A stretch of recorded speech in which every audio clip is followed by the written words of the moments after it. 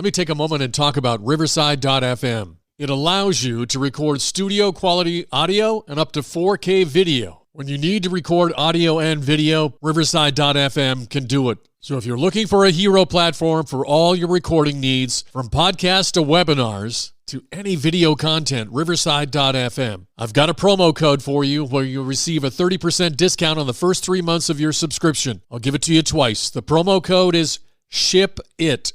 All one word, SHIPIT, and you'll pick up a 30% discount on your first 3 months of your subscription. Riverside.fm. In this episode of the Football History Headlines on the Best of the Pigskin Dispatch, we discuss the retirements of Don Shula and Bill Cowher on this day of January 5th, and also the careers of Buddy Young and Chuck Noll on their birthdays, as well as many more Hall of Fame legendary stories, all coming up in just a moment. This is the Pigskin Daily History Dispatch, a podcast that covers the anniversaries of American football events throughout history on a day-to-day basis. Your host, Darren Hayes, is podcasting from America's North Shore to bring you the memories of the gridiron, one day at a time. So as we come out of the tunnel of the Sports History Network, let's take the field and go no huddle through the portal of positive gridiron history with PigskinDispatch.com. This podcast is part of the Sports History Network, your headquarters for the yesteryear of your favorite sport. You can learn more at sportshistorynetwork.com. Hello, my football friends. This is Darren Hayes of PigskinDispatch.com. Welcome once again to the Pigpen. We're at January 5th Football History Headlines today, and we are going to embark on some great gridiron history as we go through the Football History Headlines of January 5th and also the Hall of Fame birthdays of that same day. So let's start off with the headlines, and we'll go to January 5th, 1964, Balboa Stadium in San Diego. The AFL Championship game for the 1963 season matched the San Diego Chargers against the Boston Patriots. It was all Chargers in this one as they won 51-10. The stat lines on the ProFootballReference.com show that Chargers running back Keith Lincoln rushed for 206 yards and 2 touchdowns to secure him as the game's MVP. January 5th, 1990, former Hamilton Tiger Cats executive J. Donald Crump was appointed as the 8th commissioner of the Canadian Football League. January 5th, 1996, Miami Dolphins legendary coach Don Shula announces his retirement. This was a day after the legendary coach's birthday. We cover the details of Shula's great coaching career in the Football History Headlines of January 4th, so make sure you follow the link back. January 5th, 2007. Is the 5th day of the year the day when all Hall of Fame coaches retire? Well, Bill Cowher on this day also stepped down as the head coach of the Pittsburgh Steelers franchise. According to the Pro Football Hall of Fame, Cowher, who took over the Steelers in 1992 from another Hall of Fame legend, Chuck Noll, we'll talk about him in a second, coached the team for 15 seasons. During his tenure, the Steelers enjoyed playing in 2 Super Bowls, including winning it all in Super Bowl 40. Cowher holds an incredible regular season record of 149, 90, and 1, a .623 winning percentage, and a postseason record of 12-9 for 571 overall, and a 161, 99, and 1 overall record. He was voted as the NFL Coach of the Year twice, in 1992 by the Associated Press and in 2004 by the Sporting News. We always have that carousel going. Some coaches stepping down, others are stepping up. January 5th, 2010 is one of those, as Mike Shanahan is formally introduced as the head coach of the Washington Redskins. Now let's take a quick break from our headlines, and let me remind you, you can learn more about gridiron history on our website, PigskinDispatch.com, and you can contact me, Darren Hayes, at PigskinDispatch@gmail.com. We'd love to hear from you. Speaking of hearing from someone who's here is one of my podcasting partners from the SportsHistoryNetwork.com that has a message just for you. Hi folks, are you curious about some of the unique players, teams, games, and events of pro football's past? If you are, please check out my bi-weekly podcast, The Pigskin Past. I'm Joe Zagorski, a member of the Pro Football Writers of America and the Pro Football Researchers Association. I've written 3 books about pro football history, and I'm currently writing my 4th. Now, my era of expertise is the 1970s in the NFL. Heck, I even have a Facebook page by that title, and my very first book also has the same title, The NFL in the 1970s. But every now and then I check out a different era, so I might surprise you.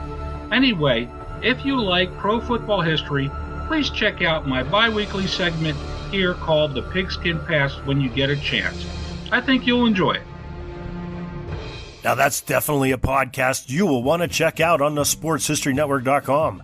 And now it's time for us to go to some of our football Hall of Fame birthdays for this January 5th. And we'll start all the way back in 1891 in Monica, Pennsylvania. The fantastic end of the University of Pittsburgh, Hugh Wagner was born. According to the footballfoundation.org website, Hugh was the almost unheard of distinction of making Pitt varsity squad as 1910 as a freshman. The Panthers went undefeated through a 9-game schedule that season, scoring 282 points and amazingly did not once let an opponent cross their goal line stripe. Pitt frustrated big-name teams of the day in that stretch, such as Notre Dame, Penn State, the famous Carlisle Indians, Navy, Cornell, West Virginia, and Bucknell. Wagner was such a great athlete that his coach, Joe Thompson, used him at every position except quarterback, even though Wagner was primarily an end. During the next 3 seasons, according to the NFF, Wagner's star continued to rise. He captained the 1913 team and made All-American. The National Football Foundation selected Hugh Wagner to enter into their College Football Hall of Fame in the year 1973.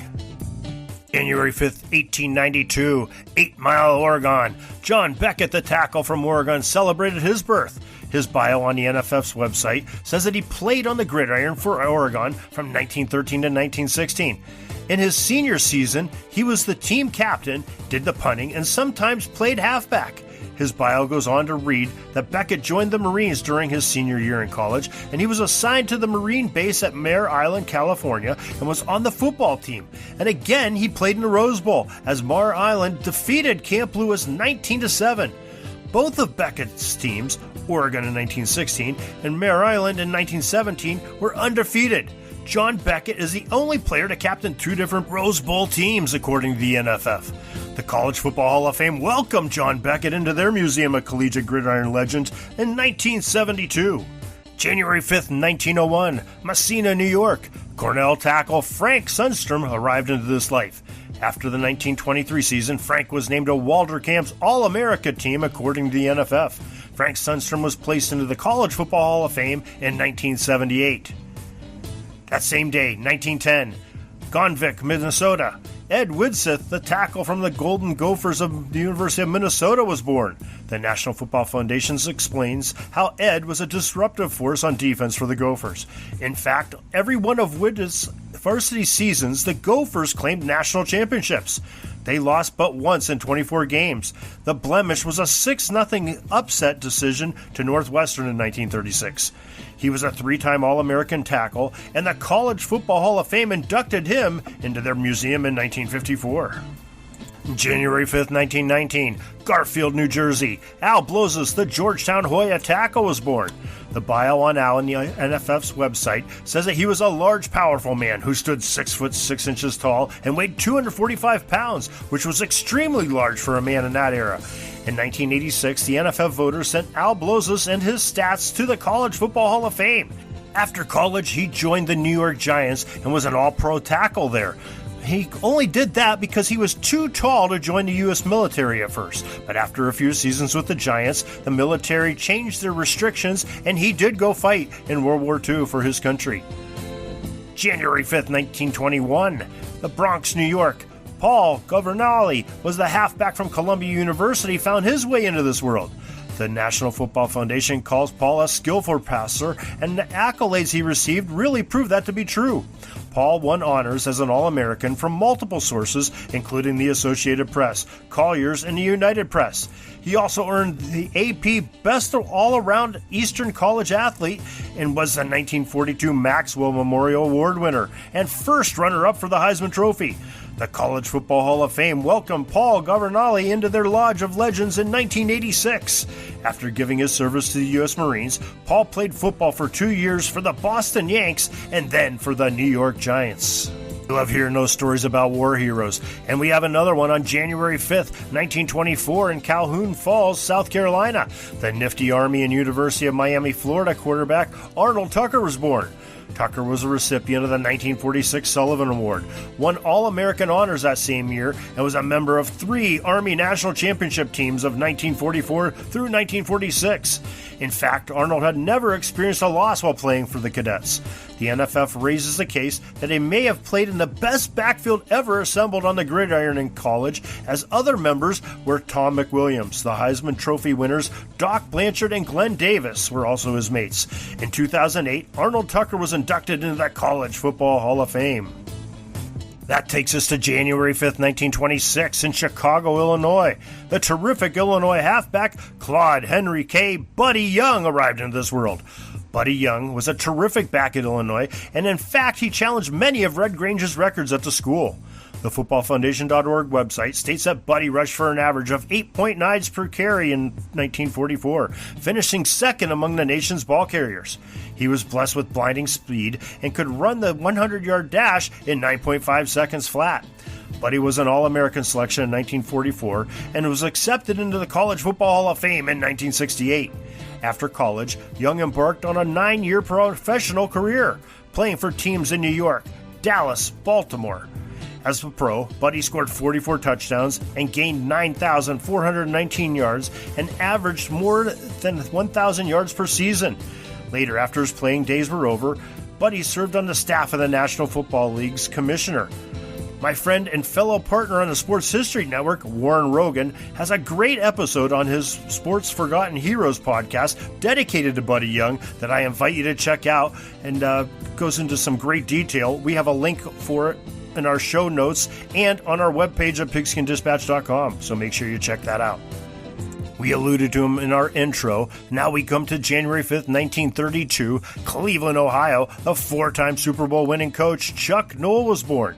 He didn't get his feet wet coaching in the NFL. In fact, he played guard and linebacker on some great Cleveland Browns teams of the 1950s under the guidance of Paul Brown. After his playing days were complete, Chuck was an assistant coach in San Diego and in Baltimore before landing the Steelers job, according to the Pro Football Hall of Fame's website bio on him. It wasn't always rosy for Noll, who took over a franchise that had never even won an NFL playoff game before he arrived. In Noll's first season, the Steelers were a dismal 1-13 on the season. Chuck took all those lemons of poor finishes of the Steelers and made some lemonade as he used the advantageous draft position to fill his sidelines with stars. Noll paced the sidelines of the Pittsburgh Steelers for 23 seasons, and unlike most of his peers in that profession, he walked away from the position on his own accord. He won 4 Super Bowls in a 6-year period in the 1970s and coached countless Hall of Fame players. The Pro Football Hall of Fame enshrined Chuck Noll as a contributor in their class of 1993. January 5th, 1938, Wausau, Wisconsin. The great center from the University of Miami in Florida, Jim Otto, was born. Otto anchored the Oakland Raider offensive line for 15 seasons, according to the Pro Football Hall of Fame's website bio on him. He was a great blocker and was voted as an all-league player in 12 consecutive seasons, respectively in the AFL and the NFL. The Pro Football Hall of Fame fitted Jim Otto for his gold jacket in 1980. January 5th, 1938, Schulenburg, Texas. Texas Tech's great center and linebacker, E.J. Holub, was born. He entered into the College Football Hall of Fame in 1986. January 5th, 1964, Gainesville, Florida. Tracy Ham, Georgia Southern's fine quarterback, celebrates his birth. The NFF tells how Ham was a dual threat. When his career ended, he was the only collegiate player to have ever run for 3,000 yards and passed for 5,000 yards. The College Football Hall of Fame enshrined him in 2007. Georgia Southern had his number 8 jersey retired when he was done, and Tracy enjoyed a long career in the Canadian Football League. In 1989, he won the league's MVP honors, and in the CFL, he played for 13 seasons and appeared in 2 Grey Cups. Before we let you go, we want to let you know about another great book giveaway for the SportsHistoryNetwork.com.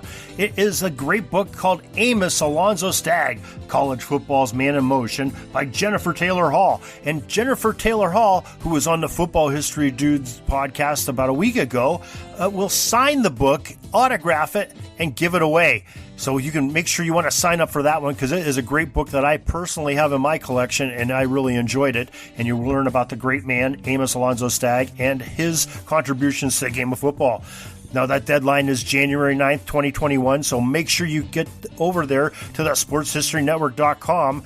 You can also follow the links in our show notes and on our webpage, pigskindispatch.com, to get there, or go right to sportshistorynetwork.com. And speaking of sportshistorynetwork.com, we have some great podcasters on sports history. You can definitely get the Pigskin Dispatch podcast there. You can get the Football History Dude like we talked about earlier. But there's also about 10, 11 more podcasters that have some great content, great guests, great interviews, and you will love them if you like sports history like I do. So make sure you get over there and check that out. And also you want to check out tomorrow's edition of the Pigskin Dispatch Football History Headlines, where we're going to talk about some great AFC and NFC championship games, a college championship, and a coach that returns to his same position 10 years after vacating it. It's all coming up tomorrow on your January 6th Football History Headlines, only on the pigskindispatch.com. Peeking up at the clock, the time's running down. We're going to go into victory formation, take a knee, and let this baby run out. Thanks for joining us. We'll see you back tomorrow for the next podcast. We invite you to check out our website, pigskindispatch.com, not only to see the daily football history, but to experience positive football with our many articles on the good people of the game, as well as our own football comic strip, Cleat Marks Comics. Pigskindispatch.com is also on social media outlets, Facebook, Twitter, Instagram, and don't forget the Pigskin Dispatch YouTube channel to get all of your positive football news and history. Special thanks to the talents of Mike and Jean Monroe, as well as Jason Neff for letting us use their music during our podcast. This podcast is part of the Sports History Network, your headquarters for the yesteryear of your favorite sport. You can learn more at sportshistorynetwork.com.